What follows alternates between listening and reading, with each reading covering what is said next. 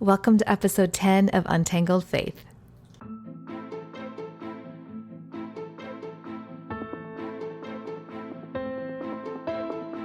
If you are friends with somebody, it's really being a crappy friend to pretend there's no elephant in the room. The times that I have ever left somewhere and someone has called and said, "I'm so sorry. Would you feel comfortable telling me what happened?" That has been so meaningful to me.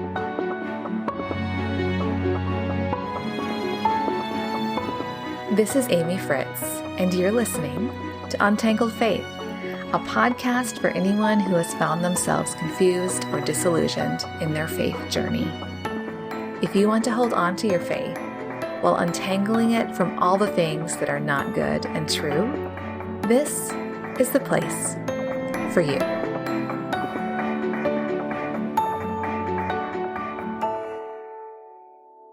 In early April of 2019, while away from my home for a weekend, I pulled out my notebook and I wrote a list. I'm a list writer, but this one was different than the ones I had created before. I had this feeling in my gut that Nathan was going to have to resign from his job at Ramsey Solutions. And the list was a list of our friends who worked there and that I feared we might lose if we left, and were public with our reasons for leaving. I'd actually written 3 questions. What am I willing to give up? Who am I willing to give up? Who will be impacted? It was only a couple of weeks later that Nathan and I gathered his things from his workspace and walked out of Financial Peace Plaza for the last time. Anytime someone leaves a place, it makes it hard to stay connected with friends who remain. It's especially difficult when you don't leave, as they say, on good terms. People who leave Ramsey are often eager to communicate that they were on good terms when they left. And I wonder if it's because they don't want their friends who remain there to be afraid to be seen interacting with them. But when it's obvious someone didn't leave on good terms, how do you hang on to that friendship? Figuring out how to be a good friend when one person leaves a community and another one stays. That's what we're talking about today. By the way, if you figured this out, I would welcome your wisdom because I am still wrestling with it. But lucky for me and for you, I've had 2 opportunities in the last 4 years to attempt to navigate this. Once with leaving our church and later with leaving Ramsey. In today's episode, I'm going to introduce you to my dear friend, Miranda. We met at my former church, and we did a lot of ministry there together until we didn't. There came a time when it was too painful for me to stay, so our family left that church. And Miranda's family stayed. So how do you hold on to a friendship in a situation like this? Take a listen to my conversation with Miranda.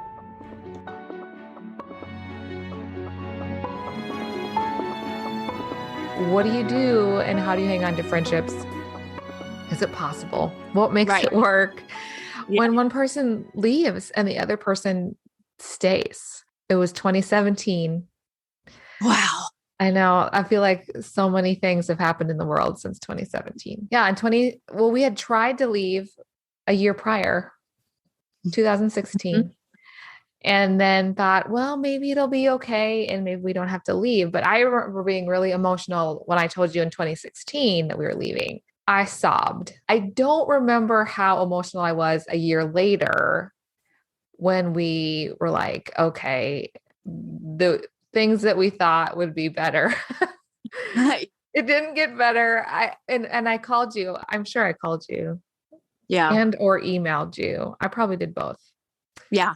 Because I didn't know if we would still be friends. Well, and I think for me, since the day that I was introduced to you over email, I felt a special attachment to you. And so if I am remembering correctly, when you indicated to me in 2016 that you were thinking about leaving or were going to leave, I remember feeling, devastated, but there was so much going on at the time. I think I was just generally overwhelmed, and there was just a lot to process. But I think by the time you actually left, it wasn't a surprise to me, but it still hit hard because of who I am. I have watched relationships change as people leave an organization. And so, yeah, there was a lot of fear there for me that it would change our friendship. One of the tricky things about it was some of the things that had pushed me out the door, we had walked through together very much. And in the end, it was like one more straw at the end that broke the camel's back. Yeah. I was like, I can't anymore. You weren't surprised when I left just because we had walked through things together, but you were in a different place. You didn't feel like it was time to leave for you. What did you think would happen with us? I definitely, if I'm being completely honest, there was a deep sense of loss and fear. And I had watched a lot of other people close to me leave, and some of them, it had changed the relationship. And I remember thinking, she's still going to be my friend. I mean, your friends are your friends. Right? Your friends are your friends. Miranda says it so matter-of-factly. I love how she distills this down to being determined to figure this out. I'm not saying that I have always walked it perfectly, but I think I was growing as a person and realizing that when you follow Jesus and you're called to love people and you truly just love them, it's not contingent upon that you belong to the same places or organizations or clubs or whatever that I do. I just know that I love Amy, and I, of course, still want to be her friend. So for me, it was a no-brainer that we were going to continue to talk, but I was scared. I was scared about what it was going to mean. Is this going to be another friendship that sort of dies off because we're not doing church together or life together? And so, yes, I remember feeling very sad, and it was probably coming from a place of fear. Yeah. I think we've gone through church things where you see people leave, and just because of life, you have to work harder to see people or interact with people if you're not built in ministering together, volunteering together. And so knowing how intentional you have to be to hang on to a friendship that you don't have a built-in weekly check-in, or, even more than once weekly check-in. And how easily, I don't know if you can relate to this, where I have easily let people be like, oh, that's too bad you're not going to our church anymore. I guess we're not going to be friends anymore. Like, I don't know that I specifically would have said that, but I just equated that. Well, they've moved on. And Right. I did not want that to happen with this. Relationships take intentional work. So Absolutely. I was sad because I just didn't know how much bandwidth we would all have, because sometimes relationships naturally go through more closer or distant times, and that you just can't force a relationship to be something that, that unknown was hard. But if I recall, and again, it's hard to put yourself back in that place, but if I recall, I don't know how you felt, but I do remember having this little period of time where we maybe had to tiptoe a little bit. Like I so wanted to be there for you and to listen. But I also thought, well, can I talk about church? Does she not want to hear it? This right here. This can be the hardest thing. Can I talk about the thing that hurt me at the place that you're still a part of? Will my friend be okay with that? Will I be able to listen well when my friend has things to say about her current experience, even if it might be awkward to hear? Like, I just remember wanting to be so respectful of wherever you were. And I'm sure, I don't want to put words in your mouth, but I'm sure you felt the same way. Like, Can I talk about my hurt? Can I process this? And so I think early on we established that we were a safe place for each other, Yeah. talk about whatever. And so pretty quickly, I think I felt like any fears that I had that maybe you would not want to have anything to do with anyone at the church, or specifically me. I think that was quickly put to rest, and we found that we were still a safe place for one another. Yeah.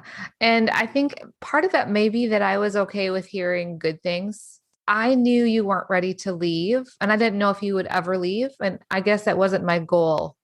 I never had it as a goal of mine to make sure Miranda leaves the church. And maybe that helped because I just cared more about you as an individual than I cared about where you were attending church. I cared about your faith. I cared about you being in a healthy place for you and your family. But I knew that that could mean different things for you and I. It wouldn't necessarily be at the same place. You gave me space to express the mourning that I had of having to start over, Mhm. and that the church that I left that you were still at wasn't what I wanted it to be. Right. And, that deep disappointment. And for some reason, you're okay with hearing that. It didn't threaten you. I don't know. No, I mean, because you're my friend. And so I didn't need to defend, or I didn't feel like I needed to defend anything. I wanted you to be healthy and whole and to follow Jesus in an authentic way. And somehow we navigated that. And Yeah. in some ways, I feel like our friendship even went to a deeper level because we navigated that. And I'm not saying it was always perfect, but I've always said you were very gracious with me, and I didn't feel pressured or that you had expectations that I was going to say, well, so now I'm leaving, or anything like that. I mean, we didn't have those expectations of each other. And I think that's so important in keeping relationships intact. We gave each other grace. We cared about each other more than in our relationship, more than what organization we belong to.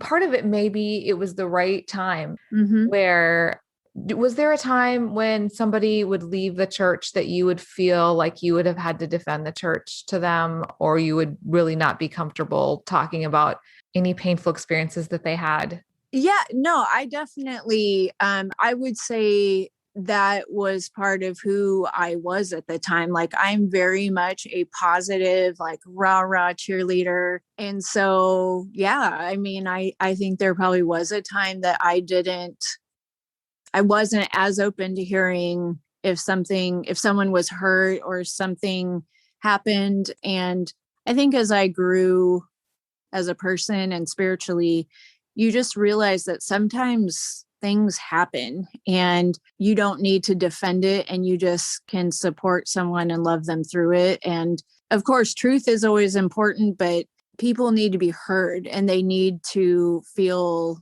loved and they need to be supported. And just because someone had an experience that's different than you doesn't mean it didn't happen. Or you don't always have to try and make them feel better about it or try to minimize it, or you can just be there for them. Yeah.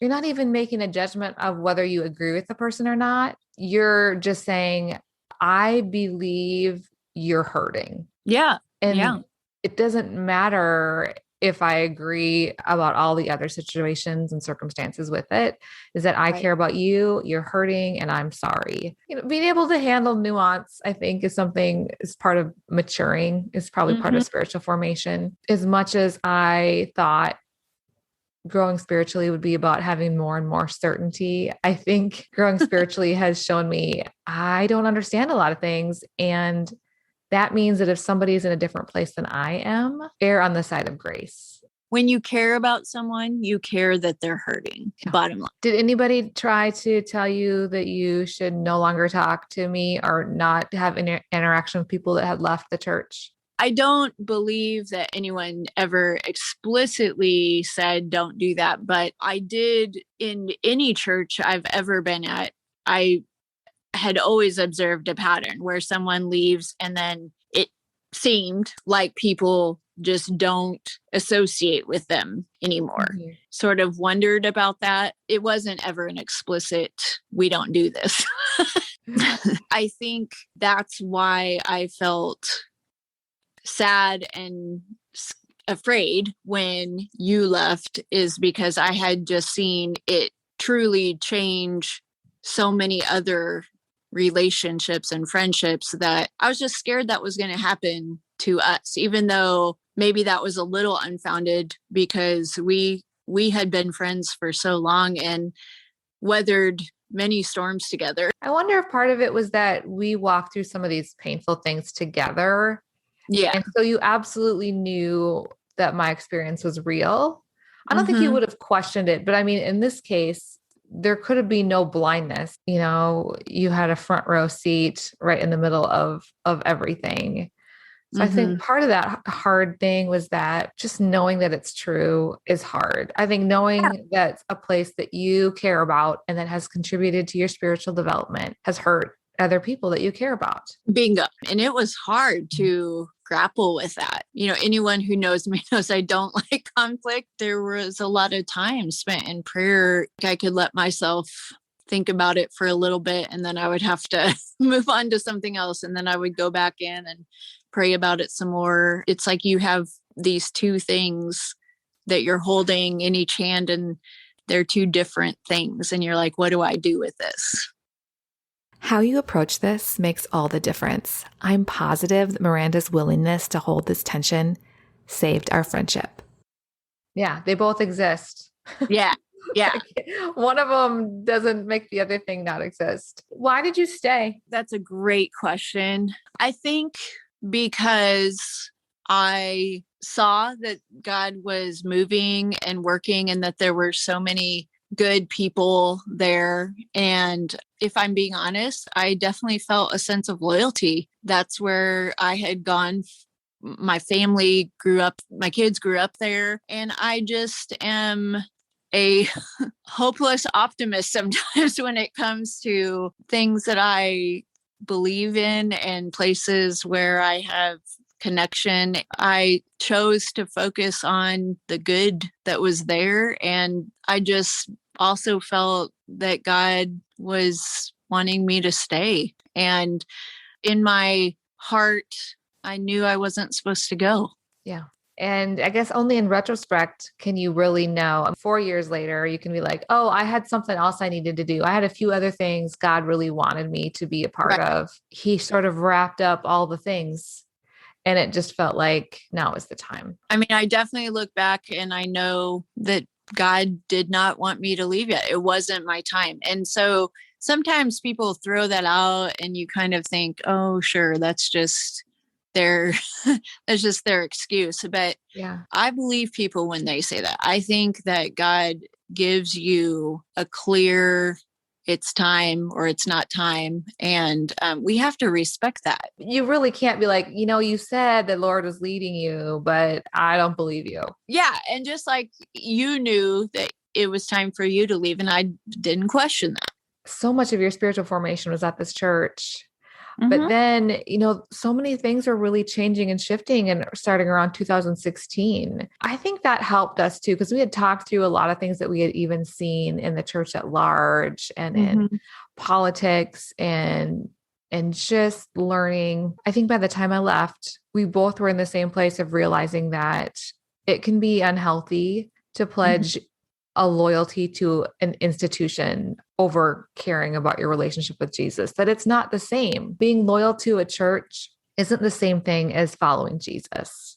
Absolutely. And I think we've seen that play out on a grand scale all the way down to the local church level. So I want to follow Jesus. Yeah.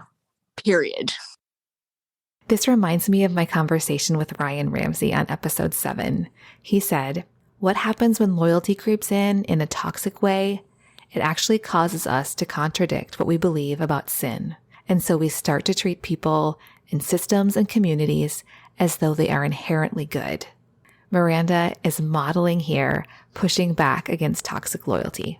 Yeah. And you didn't feel the need to protect an institution. And I think that is such a huge thing. For some reason, your identity, I mean, you love the ministries you're involved with, but your identity wasn't too enmeshed with a place that you couldn't see it for what it was, like imperfect. Right. Yeah. And maybe there was a time that may have been true when you just grow spiritually, and the closer you get to Jesus, the more your loyalty is just to him and following him. And when things happen that don't line up, you can identify it more easily and call it what it is. Yeah, but hard. It's because not everybody is there. And when you invest so much in a place, it is hard. And then having kids involved and kids' relationships, and we certainly weren't going to make anyone choose. I wasn't going to be like, hey, if you want to be my friend,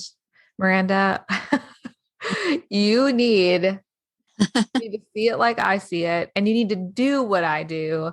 Like, because this impacts the whole family. Some people, it feels like they could easily like pick up and move from one thing to another, but still the waves of impact are big. Sometimes you stay in a place for reasons that other people wouldn't understand because their whole life situation is very different. You hadn't had high schoolers, or if you didn't live in a certain place, or if you didn't have kids at all. Right. When I think about church things now, I think, how will this impact my kids more than I think about myself? I think I can suck it up and deal with a lot if my kids are okay. Right. And that's where I think, I guess walking through all this has given me a different perspective on just maybe having some grace and a little more patience with where someone else is at, because there's so many factors at play and things that I maybe don't understand, and it's okay. Yeah. And we hear the phrase, you love them through it. But I think if we're called to be like Jesus, and he knows our hearts and he knows our hurts and our thoughts, and then we need to remember that we don't have all the answers and we don't know all the things, but we can love people and not have to defend or justify or minimize. And yeah, agendaless friendship. I mean, part of it's just being a good friend, to not have an outcome, have a goal of like trying to convince anyone of anything, of just being there and just listening. I don't think it would have worked if we had said, we can be friends, but we can never talk about this one thing. Do you have topics that you place off limits in your friendships? Is there an unspoken rule that you don't talk about certain things? This can be a reasonable boundary.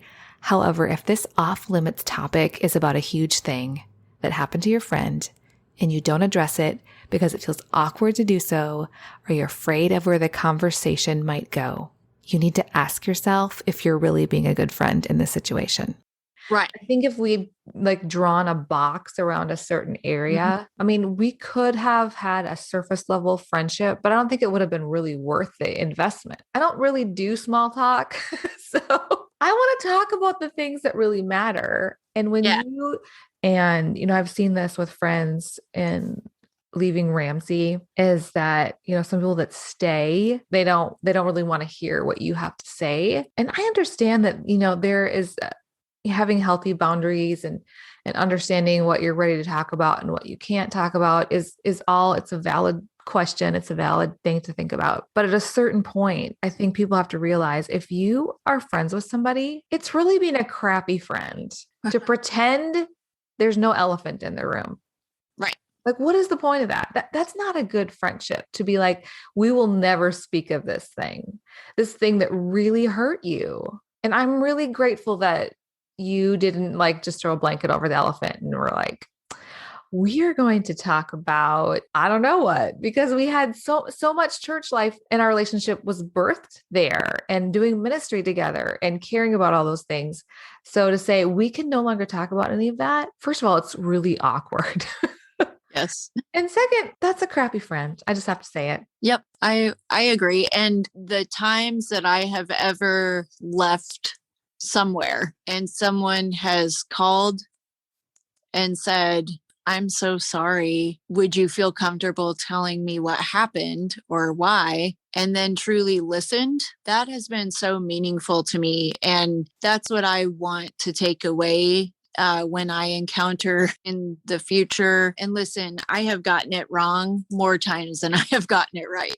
But I hope that I'm learning and growing and that the Lord is teaching me. And there's also grace for, I think, anytime I've ever left an organization or a church, there have been people that I have loved dearly and that are the most godly, precious people, and I still love them. I still adore them.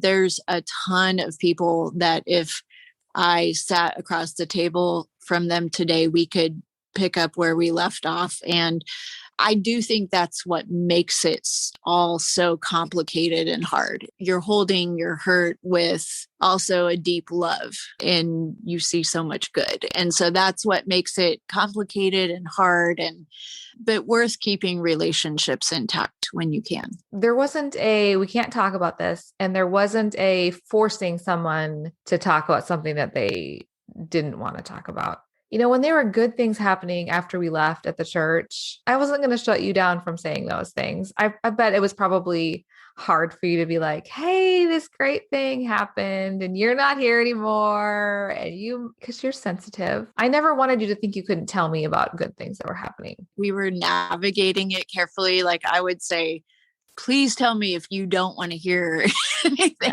Yeah. If I remember correctly, it felt like very quickly we realized that we were still that safe place for one another. Yeah. Because of just me or just you. I think together we figured it out. I wasn't willing to give up all of that, all of the years that we had invested. Absolutely. 4 years after we left that church, Miranda knew it was time for her to leave. My husband and I looked at each other and we both knew it was time. Yeah. It was painful. We're still working through that, and we uprooted our family and we still miss people dearly, but we both knew at the same time that it was just time. And we are putting down roots in a new place and feel the Lord working in that and hoping we're being obedient to him. Yeah. And that's a big deal when to be in this, to be thinking the same thing at the same time. When you're in a marriage, what do you do if one person's ready to leave and the other person isn't? You kind of have to wait and see. Right. So to both of you be like, yeah. And I mean, you had little things that you had dealt with along the way because like we say, there's no perfect church. At a certain point, the things align in such a way where you're like, now it's the time. You never make that decision lightly.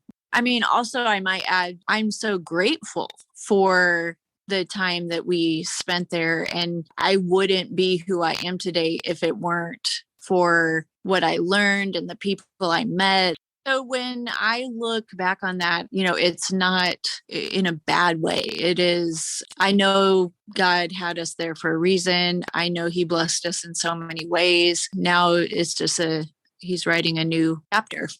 And you needed to go when it was time to go.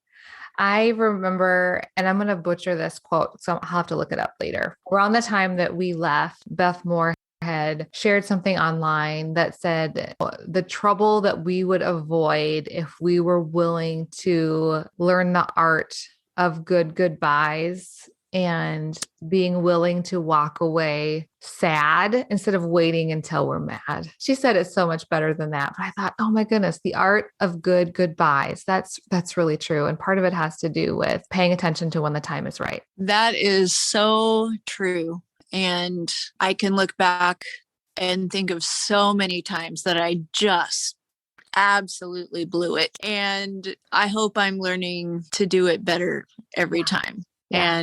And I am such a big believer in the church. I know it will prevail. I believe in God's love and hope. And I know the church is a big part of all of this. And we just got to keep following Jesus and working it out. And I think the things that are supposed to last will last, and the things that aren't are going to implode, and there's nothing we can do about it. I don't want to be in the like blast radius when it kind of falls apart, but trying to make something work that isn't going to work and was never supposed to work, or its time has come, is not going to be fruitful in the end. So I think that works. And some of that has to do with understanding and hanging on to friendships when people go or stay, is say that natural ending came for somebody at a different time than someone else. And it is okay. It is absolutely okay. I think we need to have people in our life that are in different places. It makes us better friends. It makes us better people that don't necessarily agree with us on every single thing. It makes our worlds bigger. I think it makes us more like Jesus to leave space for maybe I'm wrong about something, or maybe they're just somewhere else. It doesn't have to be an indictment on somebody. If somebody stays or leaves, it's not saying that one person is right and one person was wrong. But I think that's something I wouldn't have been able to hold as easily even 10 years ago. I have a final question for you, but my other question was, what do you think was one of the biggest takeaways or lessons learned in all of this? I think one of the biggest takeaways is focusing on Jesus and how he loved people, and observe that some of what I was doing was not in line with how Jesus loved people. I just want to be somebody that people can tell by my words and my actions that I follow Jesus. And so the more that I think I learned how he protected the vulnerable. I recently did a Bible study by Angie Smith where she talked about in a crowd, Jesus saw the one. And I just think that's how Jesus loves. He loves so personally and so deeply. And while we are human and we don't always get that right, I think that's the goal, to see people and to see the whole person. And I have another friend who talks a lot about being wholehearted, to help others feel that, or to point to people to Jesus. I think I've just learned to rethink how I do that. And I'm absolutely 100% still learning. Man, it was a hard emotional season that we went through. Like it was rough. But I think we're able to look back and we know that there were gifts that God gave us, blessings along the way. And we know why it was a part of our story. Like it was, I wouldn't change it. I wouldn't change it. One of Nathan's closest friends from Ramsey modeled friendship to Nathan in a powerful way. He asked honest questions and listened to Nathan. Nathan didn't make him feel bad for being at Ramsey. They gave each other space to talk or remain silent. There was no pretending and no agenda. There were some awkward conversations, but they prioritized being good friends to each other over their other issues. It can be done. I have some listeners who have limped away from a community where they had good friends, and they keep waiting for those friends to reach out and acknowledge the situation. They wish their friends would simply say, I know this might be awkward, but would you like to talk about what happened? If you're that friend that's still in the community, who's seen friends walk away wounded, I have a challenge for you. Maybe it's time to stop dancing around the elephant in the room and bring it up. If you're not willing to do this, ask yourself why. What kind of friend has watched someone go through something really painful, and when they have a chance to talk to them or communicate in some way, chooses to never once bring it up? Thanks for listening to this episode of Untangled Faith. If you enjoyed this episode, I would be so grateful if you would leave a review on Apple Podcasts. I would love to hear from you, and you can find me on Instagram or Facebook as Untangled Faith. I'm also on Twitter as Faith Untangled or as just my name, Amy Fritz. And I wanted to tell you one final thing. I have a newsletter, so head over to my website, untangledfaithpodcast.com, to sign up. And that's where you will get to hear a few more bonus things that I don't get to during the episode. Whew, man, I had a lot to say today. I am so thankful for you listening and hanging in there with me. I hope you have a great week. On the next episode of Untangled Faith. So we just went through this very painful time. At the same time I was going through a PhD program, I decided to just dig into the whole field of crisis management and crisis response, because I was seeing how a failed response to a crisis was causing additional harm and even worse harm. For my wife and I, we've always said that the time that we were at the church was very difficult and painful, the last couple of years that we were there, but the period of time after we left and seeing how leadership and certain people at the church were responding to our departure was the most painful.